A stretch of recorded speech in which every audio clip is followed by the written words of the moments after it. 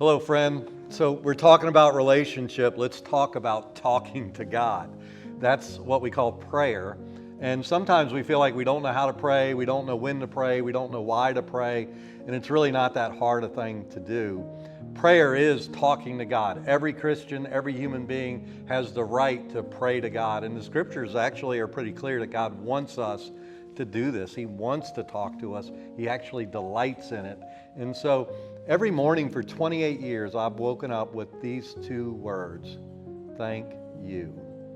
As I mentioned before, I tried to commit suicide 28 years ago and have turned to a life of following God and worship and relationship with God as a way to cope with that.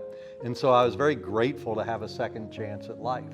And so I wake up each day with those words on my lip. It's almost every single day. You know how it is. Some days we're just not in a good frame of mind. But we wake up and we begin our day, and I try to remember to be thankful. I'm alive. Thank you for this moment.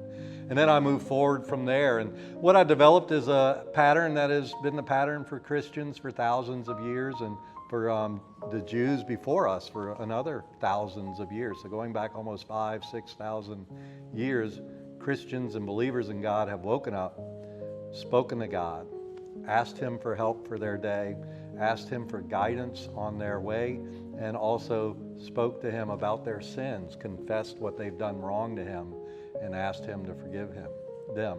And that's the thing we can do all the time. You can talk to God about what you need. God, I'm struggling with this. I'm not making my bills right now. I'm concerned about that. God, I'm having a hard time at work. He will listen to all of those things. But here's the hard part.